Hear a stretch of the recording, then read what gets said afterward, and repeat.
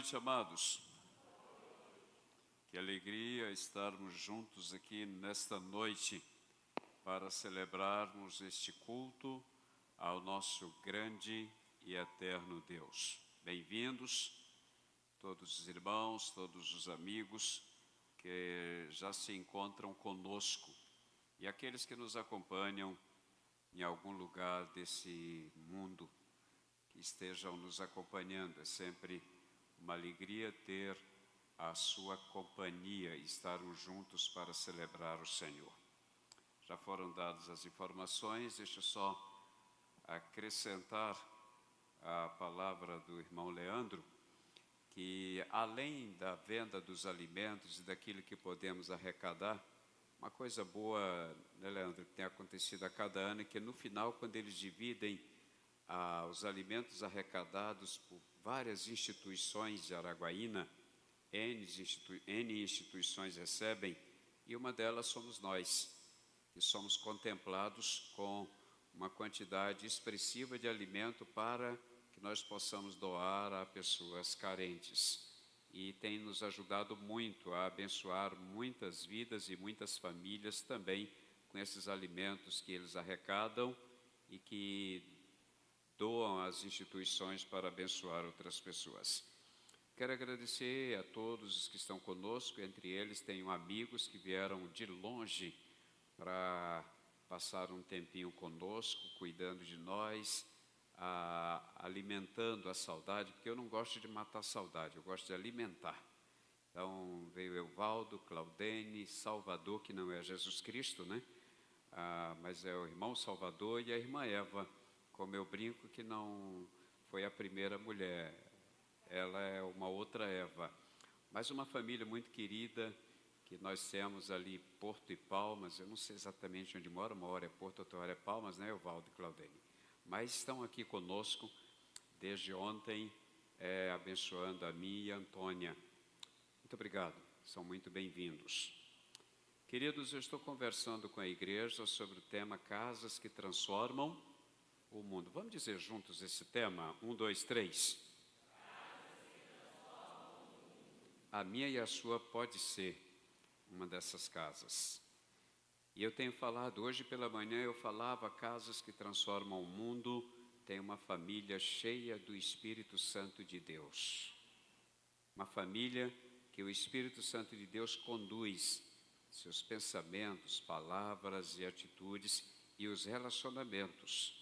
Nessa noite eu quero falar nas próximas 2 horas, calma, não precisa sair ninguém, nos próximos minutos que nós vamos conversar, nós vamos falar sobre essa parte seguinte aí do tema geral, casas que transformam o mundo, tem princípios inegociáveis. Princípio já está dizendo que é algo inegociável. Por que eu coloco a palavra inegociável? Porque tem muita gente tentando negociar princípios. E princípio não se negocia. Quando nós tratamos de uma instituição, qualquer que seja, que tenha princípios, valores, nós estamos falando de coisas que não se negocia. E isso, desculpem a brincadeira, mas pode dar sangue no meio da canela. Não temos disposição para negociar princípios. E a igreja do nosso Senhor e Salvador Jesus Cristo tem princípios inegociáveis. Logo, esses princípios inegociáveis, eles alcançam, atingem a igreja, que somos nós, e atinge a família a qual fazemos parte. São princípios da igreja, logo são princípios da família, e que a família não pode, em hipótese alguma, negociar.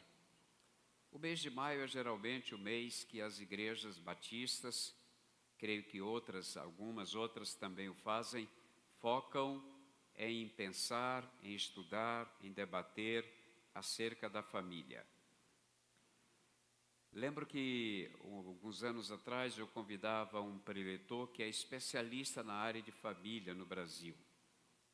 E ele tem um projeto interessante, uma missão interessante chamada Oikos. E ele trabalha muito, boa parte das igrejas batistas do Brasil trabalham com o projeto Oikos, que eles preparam para todo o mês de maio para a igreja executar quando ela quiser.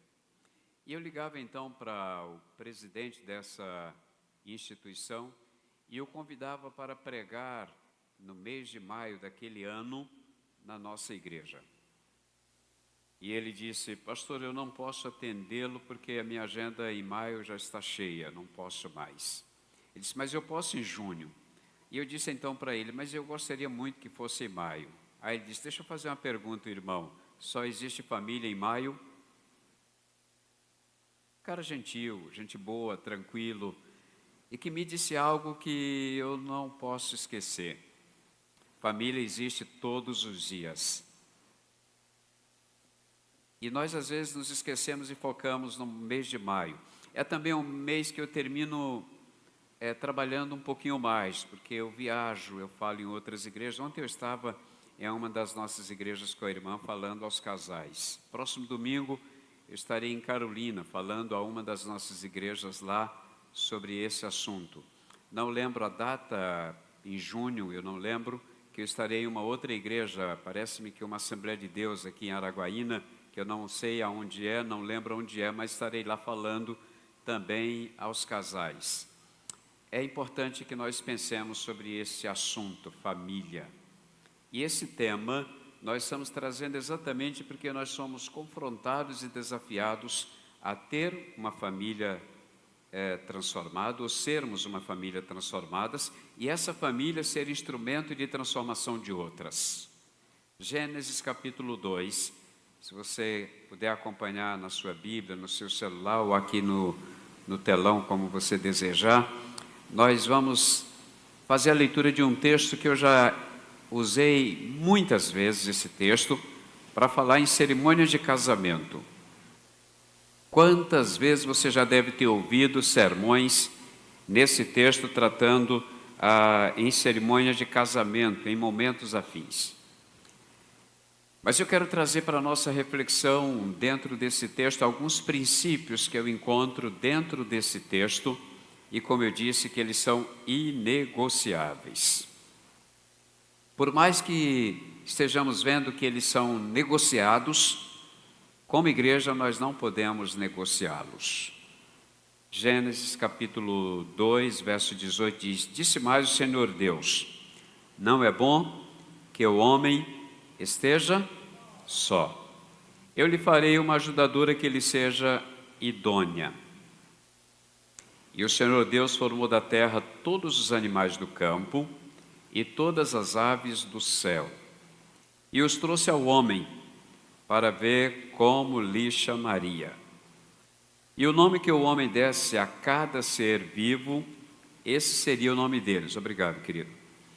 Esse seria o nome deles. Assim o homem deu nomes a todo o gado, às aves do céu e a todos os animais do campo.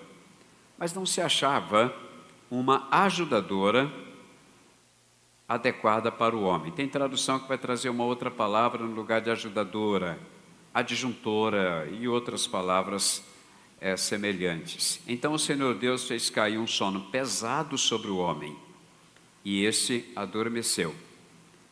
Tomou-lhe então uma das costelas e fechou a carne em seu lugar. E da costela que o Senhor Deus lhe havia tomado, formou a mulher e a trouxe ao homem. Então disse o homem: esta é agora osso dos meus ossos e carne da minha carne. Ela será chamada mulher, porquanto do homem foi tomada. Portanto, o homem deixará seu pai e sua mãe, e unir-se-á ou se unirá à sua mulher, e eles serão uma só carne. Texto precioso. Deixará o homem seu pai e sua mãe, e se unirá à sua mulher, e eles serão uma só carne. Eu gostaria de orar com você nesse momento. Você pode fechar os seus olhos, orar por você. Marido, esposa, pai, mãe, filhos. Ore agora por você, pela sua própria vida. Fale com Deus sobre você dentro da tua casa, dentro da tua família, no teu lar. Se você é casado ou casado, fala com Deus agora sobre o teu cônjuge, teu marido, tua esposa. Se você é pai ou mãe, ora agora pelos teus filhos, não importa a idade deles. Pode estar na barriga sua, pode já ter nascido, pode ser uma criança, um adolescente, um jovem ou um adulto. Ore agora pelos seus filhos. Ore pelos seus pais. Ore pela tua casa. Peça a graça do Senhor de falar contigo nesta noite. Peça a graça do Senhor de falar com os teus, estes membros da tua família, não importando onde eles estejam agora. Não importando as circunstâncias, as adversidades, as lutas, o sofrimento. Pede a Deus que esteja com eles agora, onde quer que eles estejam. Pai, fala conosco mais uma vez nessa noite. Fala no poder do Teu Espírito Santo que em nós habita e fala usando a Tua palavra. Faz, ó Deus, aquilo que eu não sei e aquilo que eu não posso fazer. Completa esta mensagem, esta palavra. Completa esta reflexão em cada um de nós. Fala conosco, porque nós, os Teus servos, estamos prontos e desejosos de Te ouvir. Em nome de Jesus. Amém, Senhor. Amém. O texto começa com uma frase que eu gosto muito. A frase não é bom. Eu gosto muito dessa frase, porque de fato mostra que nós não fomos criados para vivermos só. Não fomos criados para vivermos em solidão. E eu costumo pensar que Deus cria Adão, coloca num lugar extraordinário. Eu penso que não existe nenhum jardim que se assemelhe àquele onde Adão estava. O detalhe é que Adão tinha quase tudo. Um jardim perfeito, a criação de Deus perfeita dada a ele. Adão não estava reclamando de nada, pelo menos a Bíblia não descreve qualquer reclamação de Adão. Mas Deus conhece o nosso coração, conhece a nossa mente, conhece pensamentos e sentimentos. E Ele sabia o que Adão necessitava, mesmo que ele não reclamasse. E Deus então, desculpem a redundância, Deus resolveu o problema de Adão. E resolver o problema de Adão seria dar a ele aquilo que ele precisava, mesmo que ele ainda não soubesse o quê. Mas ele precisava perceber o Senhor. E Deus então trabalha com Adão naquele momento e faz Adão dormir. E aplica a primeira anestesia da história da humanidade. Eu fico imaginando, mas é imaginação minha, a Bíblia não diz isso, mas fico imaginando que Deus fez Adão dormir porque o homem acordado dá trabalho demais. Então ele faz o cara dormir. E ele dormindo, ele permite que o Senhor haja na vida dele. E aí o Senhor faz a primeira cirurgia da história. Enquanto Adão dormia, ele vai lá e tira uma costela dele. E preenche o lugar da costela com carne. E quando Adão acorda, ele toma um susto. Porque diante dele tinha um monumento. Que ele não sabia ainda o que era, até que ele abrisse os olhos e percebesse que Deus estava lhe presenteando com a mulher. presente de Deus para o homem. E essa mulher que Deus lhe deu para ser adjuntora, ajudadora, co-adjuntora, como algumas traduções dizem, auxiliadora, e geralmente essa palavra auxiliadora, quando vem na tradução, vem acompanhada de uma outra palavra, auxiliadora idônea. E a palavra idônea na Bíblia, nesse texto de Gênesis, tem a ver com uma mulher que estivesse à altura de atender às demandas, às necessidades de Adão. E estar à altura seria alguém competente para isso. Alguém que preencheria as necessidades que nem Adão sabia que tinha. Como Deus é extraordinário. Percebe as minhas e as suas necessidades antes que nós reclamemos. Antes que a gente diga qualquer coisa. Ele já está trabalhando por nós e para nós. O texto, ele nos ensina, como eu disse, alguns princípios, e o primeiro princípio que eu quero tratar com os irmãos, quando nós continuamos lendo o texto, é esse princípio que está aí, nessa frase apenas, Deus é o Criador. Princípio que nós não podemos negociar, mesmo que a ciência queira fazê-lo.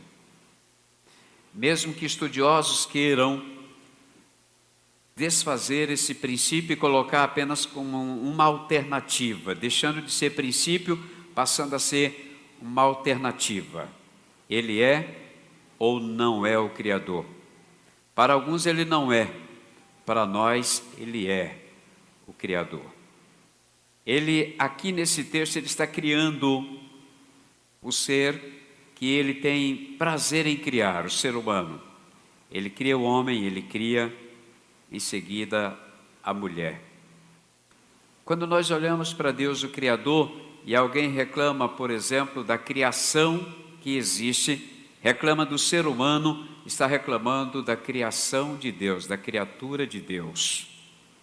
E ele fez com esmero, ele fez com cuidado, ele fez com muito amor, ele fez com zelo, ele fez apreciando a sua criação, eu e você.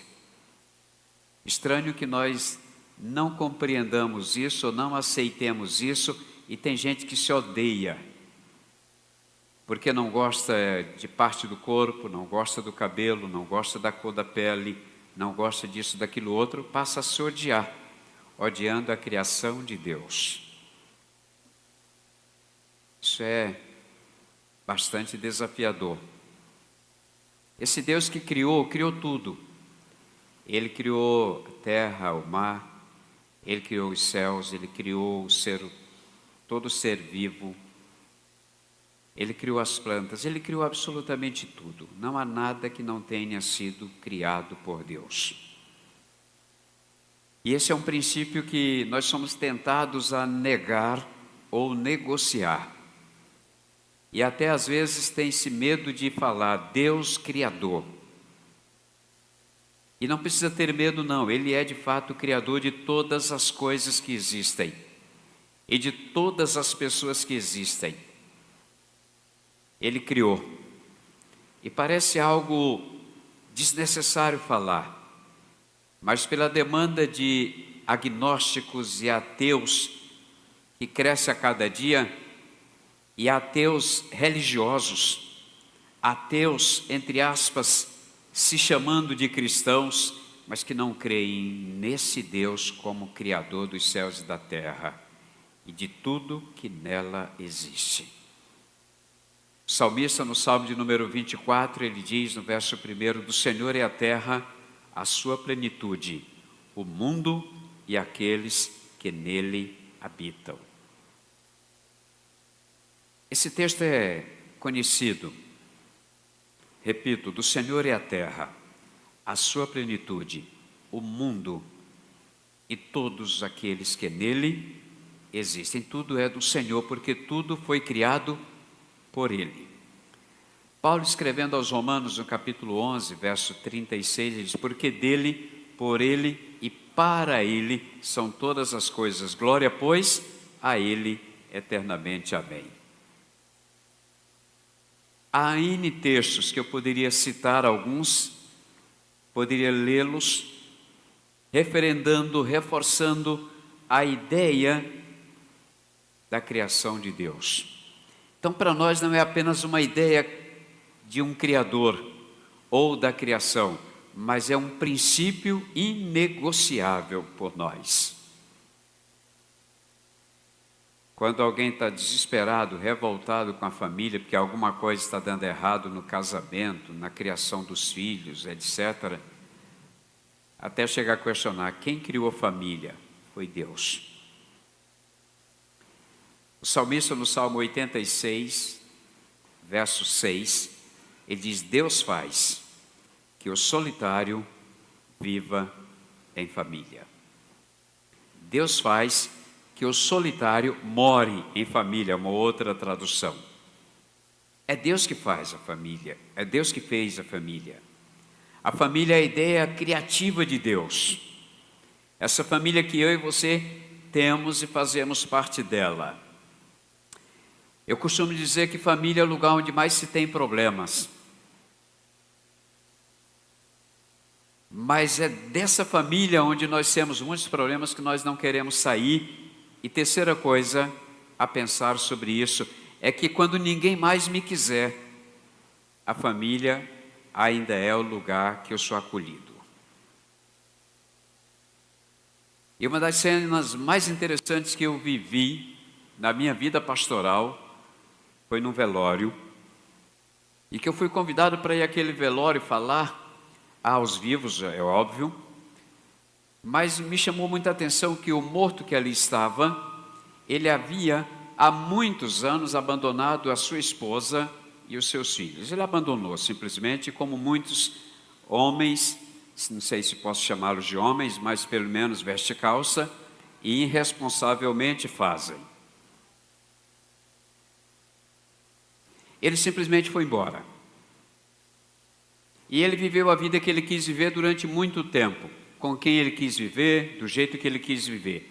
Chegou um momento que ele adoeceu gravemente. E tendo adoecido gravemente, a família que naquele momento ele estava o abandonou, não o quis. E ele ficou só numa região distante da sua família primeira. E ele então, sem ter quem cuidasse dele, ele volta para a sua cidade de origem. E naquela sua cidade de origem, a sua primeira esposa o recebeu. Ela já casada, já com filhos, com o seu atual marido, ela recebe aquele homem com a concordância do seu atual marido. E ela cuida daquele homem dentro da sua casa até o dia da sua morte. E eu estava pregando no velório desse homem, naquela casa que aquela mulher abandonada recebeu acolher aquele homem para cuidar dele até o último instante da sua vida. Família é o lugar que nos acolhe quando ninguém mais nos quer. Acolhe o filho, acolhe o pai, acolhe a mãe, acolhe a filha, acolhe o neto. Nem sempre acolhe o ex-marido, nem sempre acolhe a ex-esposa. Mas a família ainda é esse lugar acolhedor, que nem sempre pergunta: onde você estava? Por que você fez isso? Lembram da parábola famosa, conhecidíssima parábola do filho pródigo? Ele sai, que ele faz o que ele quer e ele volta, e o pai o acolhe na sua casa. Quando ele estava lá no chiqueiro de porcos, ele diz, o texto diz que, caindo porém em si, ele disse: quantos empregados de meu pai têm pão com fartura e eu aqui estou perecendo de fome? Levantar-me-ei e irei ter com meu pai, isto é, voltando para a sua casa.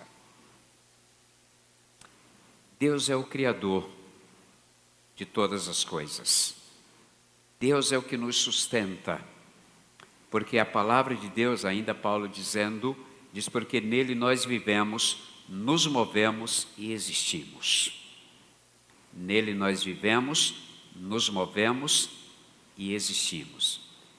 Esse Deus extraordinário e criador. O segundo princípio que eu quero compartilhar com você nesta noite, nesta oportunidade. O casamento é a obra, faltou uma palavrinha aí, o casamento é a obra-prima de Deus. Deus fez o casamento de um jeito espetacular. Eu já fiz muitas cerimônias de casamento. E geralmente elas são bonitas, são bem organizadas, são bem preparadas. As pessoas gastam muito dinheiro. Eu já fiz casamento que é um negócio espetacular. E fico imaginando quanto aquela família gastou para fazer aquele casamento, para fazer aquela cerimônia. Eu já fiz casamento que eu me sentia de certa forma constrangido com tanta pompa naquele casamento. Eu chegava lá, o menor dos menores, ali no meio daquela grandiosidade de coisas e gente, e eu estava ali para celebrar aquela cerimônia de casamento. Alguns desses duraram menos de um ano. Outros duraram muitos anos, muito tempo. Casamento, a obra-prima de Deus. A palavra de Deus diz que Deus está celebrando o primeiro casamento da história. E Ele faz exatamente quando Ele faz o homem dormir, quando Ele faz a cirurgia, quando Ele tira a costela e dessa costela Ele faz a mulher e celebra a união dos dois, celebra o casamento dos dois. Me entristece muito pensar, ouvir, falar que a quantidade de casamentos que acontecem é grande e assustadora também a quantidade de casamentos que acabam. Porque para muita gente o divórcio entrou como uma opção. E eu tenho repetido isso que eu vou dizer agora em vários lugares. Divórcio não é opção, divórcio é acidente. Não é opção, é acidente. Fiz tudo que eu podia e não consegui evitar. É o quê? Acidente. Não posso olhar como uma opção, porque se eu olhar como uma opção uma hora, ele pode acontecer, e é quase certo. Se eu olhar como opção uma hora, ele vai acontecer. Quase certo isso. Penso que muita gente, se parasse um pouquinho para ler a Bíblia acerca do casamento, não casaria.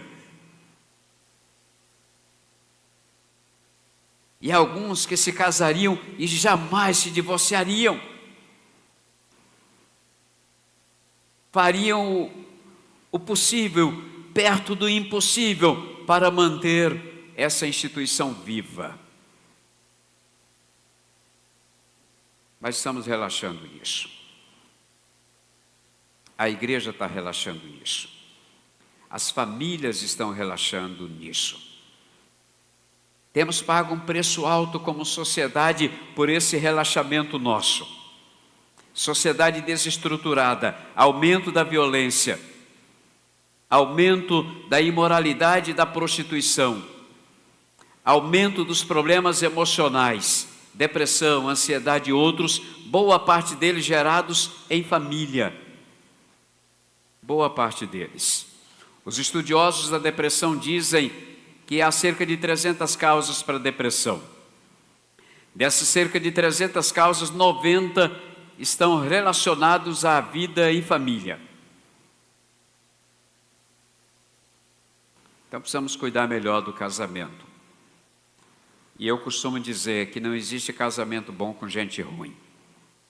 Homem ruim vai gerar casamento ruim. Mulher ruim vai gerar casamento ruim. E tem muita mulher ruim no mundo. Tem muito homem ruim no mundo. E quando junta dois ruins, a coisa piora mais ainda. Dois ruins, quando se encontram para casar, pensa na desgraça que eles estão fazendo. Pensa na miséria que eles estão trazendo para a vida deles. E alguns que se casam equivocadamente, se casam em nome do amor, que não é amor, é paixão. Se casam em nome da apaixonite aguda. E como eu encontro gente morrendo de apaixonado ou apaixonada. Só fala de amor, que não é amor, boa parte das vezes é paixão. Está apaixonado pelo corpo violão da mulher. Bonita, o cara não sabe tocar nada, mas para ele a mulher é um violão. Ela está apaixonadíssima, que ela não pensa em outra coisa. Quando ela come, ela está pensando no amor, na paixão. Quando ela está passeando, ela pensa na paixão, no amor. Quando ela está trabalhando, ela nem concentra direito no trabalho, porque o negócio dela é paixão. Ela está apaixonada pelo gato. Como as mulheres gostam de um gato. Detalhe que gata, às vezes tem unha grande e é manhoso. E às vezes as unhas. E aí ela estava louca para achar um gato e ela ficou louca depois de apanhar do gato. De ser arranhada pelo gato. O manhoso que está agora, como boa parte dos manhosos da nossa geração, sustentados pelas esposas que morrem de trabalhar para sustentar um vagabundo.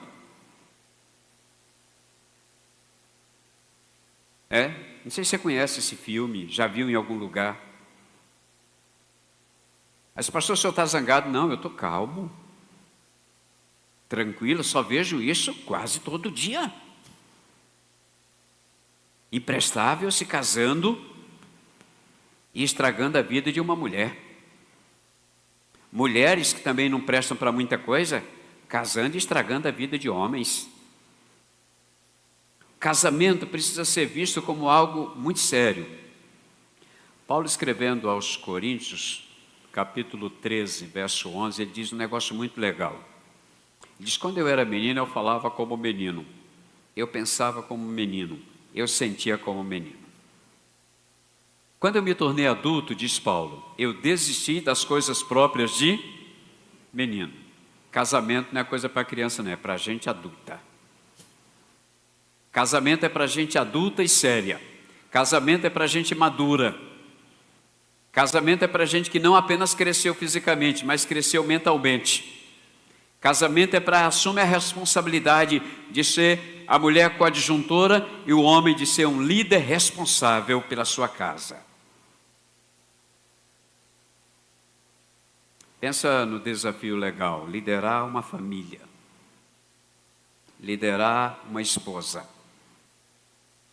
Pensa no desafio legal, você submeter-se à liderança de um homem. E como diz a Bíblia, ele deve amar a mulher como Cristo amou a igreja e a si mesmo se entregou por ela. Você está namorando, querida? Então escuta o que eu vou dizer. Pergunta para o seu namorado se ele tem coragem de morrer por você e não matar você. Aí se ele disser que não, cai fora, ele não presta.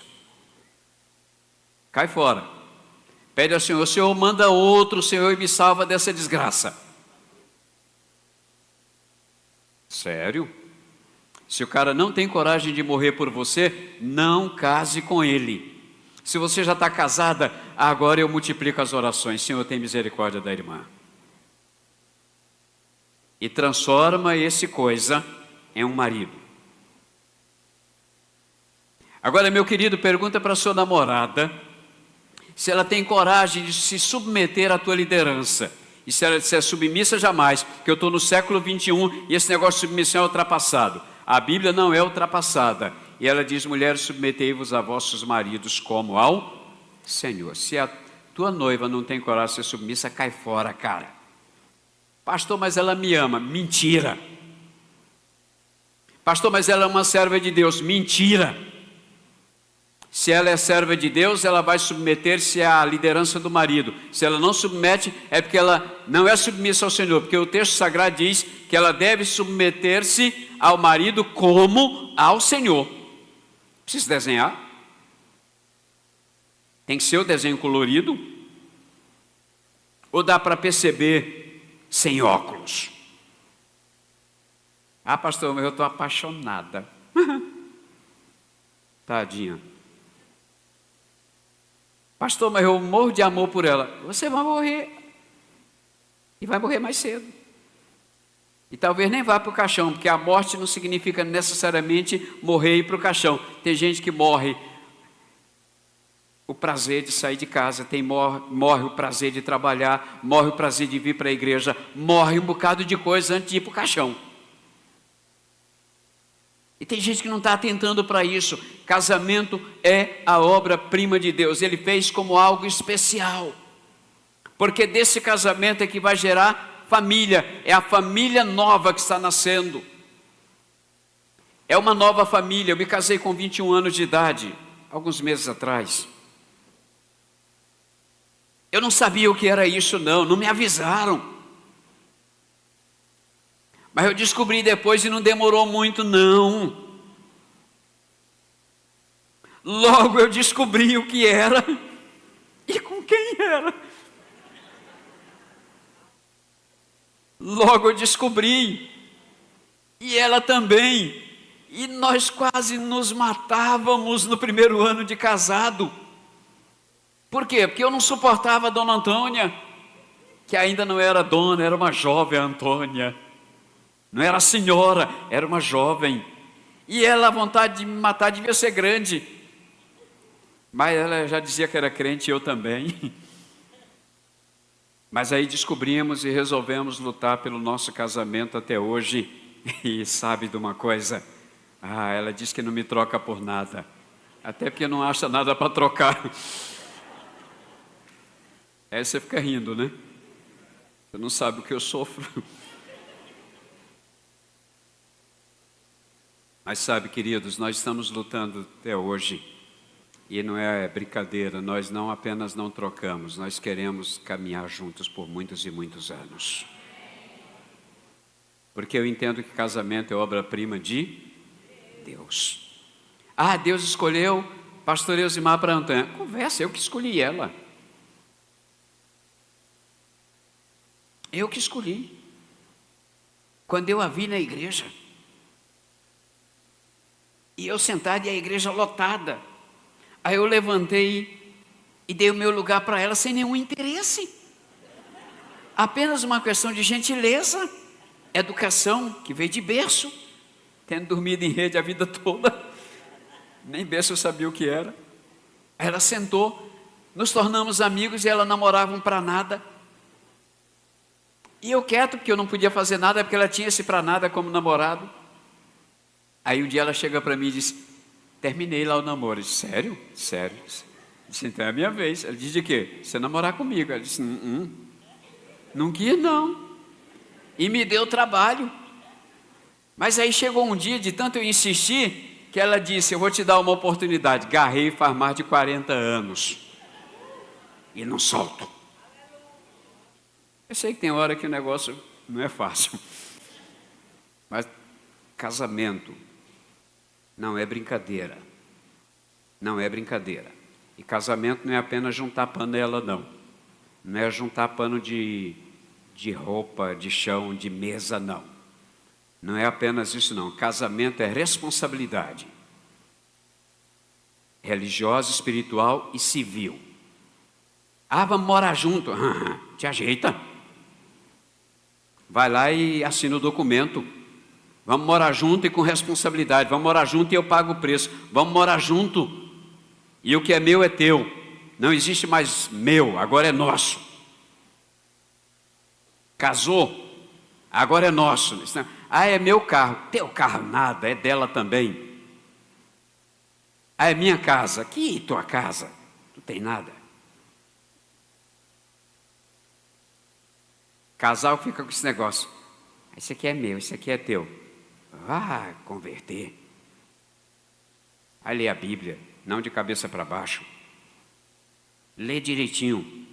Casamento é construído por um homem e uma mulher que, de fato, decidem viver um com o outro e servindo um ao outro. Efésios 5:21 diz um negócio bem interessante: servi-vos uns aos outros. Então o marido é servo da esposa, a esposa é serva do marido. Pensa nisso. Terceiro princípio inegociável. Esse princípio nós encontramos no verso 24, que é o deixar. Esse deixar, ele é interessante. Jaime Kemp, um dos mestres sobre família, ele escreveu algo legal num dos livros dele há muitos anos atrás. E ele coloca isso em 3 perspectivas, esse deixar. Ele diz que é o deixar geográfico. E esse deixar geográfico é que deixará o homem pai e mãe. Isso é, sai da casa do pai e da mãe. Vai para uma outra casa. Isso é um deixar geográfico. Para criar um novo núcleo familiar. Quem casa quer? Quem casa quer? Quer casa. Então casou? Casa de sogra é excelente para visitar e comer pudim. Coisa rápida. Voltar, quem sabe, um tempo depois. Mas, na verdade, cada casal deve construir o seu próprio lar, sua própria casa. Construir juntos, porque deixou. Deixar geográfico. O deixar emocional. Eu lembro de uma pessoa que me procurou, tinha 3 meses de casada e ela ia divorciar. Não aguento mais. Meu marido. Que foi? Todo dia eu preparo o almoço, quando ele chega, às vezes 1h da tarde, já comi. Comeu aonde? Na casa da mamãe. E a bichinha, desculpa a expressão vulgar, bichinha. E a menininha, sonhando em agradar o marido pelo estômago, fazia a melhor comida e o cara ia comer na casa da mamãe. E ela disse, eu não aguento mais isso. Eu disse para ele que ele agora vai almoçar na casa da mãe dele, todo dia. Mas era isso que ele queria. E ela estava mandando, então ficava mais fácil para ele ir mesmo. Mas eu trabalhei com aquele casal, cheguei para ele, para o rapaz, e disse, aí querido, tudo bem? Ele disse, tudo bem, pastor. Ele disse, o casamento? Ele disse, ó pastor, bom demais. E que ele deve estar casado com outra. Não deve ser a esposa dele. Eu disse, você está falando de quê? Ele disse, do casamento, o senhor não me perguntou? Eu disse, pois é, mas como é que está mesmo? Não, está bom demais, pastor, está tranquilo. Se eu soubesse, eu tinha casado há mais tempo. Eu disse, e tua esposa acha o quê? Ah, pastor, eu não sei, mas eu acho que ela está gostando também. Ele disse, pois diga, deixa eu dizer para você, ela me disse que não está gostando e que vai deixar você. Ela não está gostando, não está suportando mais e vai deixar você. Não, pastor, não me conta, já contei. E não é fofoca, porque ela me autorizou a contar. Senão não contaria. Diga, agora tu faz alguma coisa. E se o que eu devo fazer? Para de comer na cara da tua mãe. E come na tua casa. Come a comida que a tua mulher está fazendo. Pastor, mas ela não sabe cozinhar. Você já sabia disso antes de casar. Então a comida salgada é a mais insossa da mesa. E a insossa é a mais salgada. Coma. Porque muita gente não deixa emocionalmente. Não consegue se desvencilhar, não consegue cortar o cordão umbilical. Então é um deixar geográfico, é um deixar emocional e há um deixar financeiro. Olha que eu vou falar com você, cuidado, nós estamos criando uma geração complicada. A minha já não é tão boa e a que nós estamos deixando é pior do que a nossa. Nós estamos desenvolvendo uma geração de preguiçosos. Nós estamos desenvolvendo uma geração que os pais pagam tudo. Tudo. E que pensar na possibilidade, eu vou ser preso depois que eu falar isso aqui. Paciência comigo, tá, queridos? Mas uma geração tão complicada que pensar na possibilidade de uma criança com 11 anos de idade trabalhar é crime. E eu acho que crime é criar vagabundo. Crime, na verdade, é criar imprestáveis. Crime, na verdade, é criar a pessoa que ela acha que tem que receber do bom e do melhor e ainda reclama do bom e do melhor que recebe da mãe e do pai. Para mim, crime é aquele que não sabe arrumar a sua cama quando levanta dela de manhã, tem que esperar que a mãe venha arrumar. E a mãe, oh meu Deus, eu amo arrumar a cama do meu filhinho. A esposa dele não vai amar, por isso o casamento dele também não vai durar. Ah, mas meu filhinho é tão novinho. Quantos anos ele tem? Pastor, ele só tem 18. 18 já devia estar trabalhando faz tempo. Ajudando a pagar a faculdade. Comprando a roupa dele. Já devia estar fazendo muita coisa que pai e mãe não precisam mais fazer. Mas o que eu estou dizendo para você são pecados que eu cometi. De atrasar o tempo dos meus filhos se liberarem para cuidar da vida deles. Por isso eu digo que estamos criando uma geração ruim. E alguns que se formam e ainda querem ficar na casa dos pais. Se formam, trabalham, ganham dinheiro, compra carro, compra moto, passeia, viaja em cruzeiro, faz meio mundo de coisa, namora, se prostitui, mas não quer sair da casa do pai e da mãe. E o pai e a mãe morrendo de trabalhar, idoso, para cuidar desses que não conseguiram deixar financeiramente. Aí eu não sei se você conhece esse filme que eu estou narrando aqui. Eu não sei se você conhece algum vizinho teu vivendo assim. Algum parente distante da tua família. Ou quem sabe são coisas que eu estou falando de outra nação e não do Brasil. Deixar é um princípio inegociável. Mas o quarto e último princípio que eu quero chamar a minha e a sua atenção é a união de um homem e uma mulher. O texto nos diz o quê? Lá o verso 24. Pode colocar aí, por favor, verso 24. Portanto, o homem deixará o quê? Deixará o quê? Seu pai ou quem? Perdão, deixará quem? Seu pai e sua... E se unirá a quem? A sua mulher. E ambos vão se tornar o quê? Uma só carne.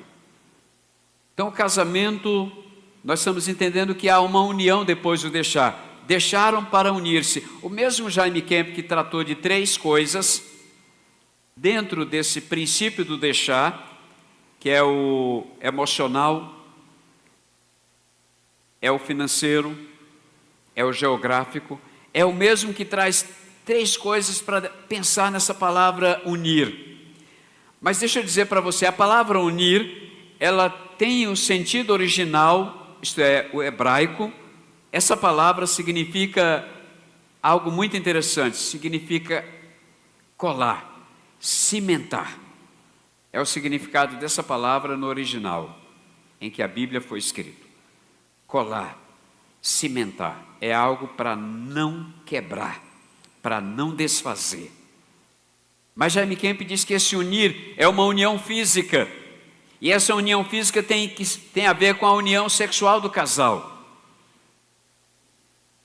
E aí Paulo, escrevendo aos Coríntios, do capítulo 7, eu parei aqui para lembrar do endereço, 1 Coríntios capítulo 7, ele fala sobre isso, falando dessa união física do casal, estabelecendo que o sexo é para ser praticado dentro do casamento, estabelecendo que o sexo fora do casamento, qualquer que seja ele, é pecado, qualquer um é pecado, e não praticar dentro do casamento é pecado. É isso que Paulo diz. Ele disse: o homem pague à sua esposa o que lhe é devido, semelhantemente a mulher ao seu marido. Se porventura, que Paulo está dizendo nesse verso, que se porventura decidirem passar um tempo sem ter esse relacionamento de intimidade sexual, ele diz que seja por algum tempo, de comum acordo, o casal fez acordo, para se dedicar à oração, por algum tempo, e logo depois se ajuntar. Tudo isso que eu estou dizendo está lá no texto.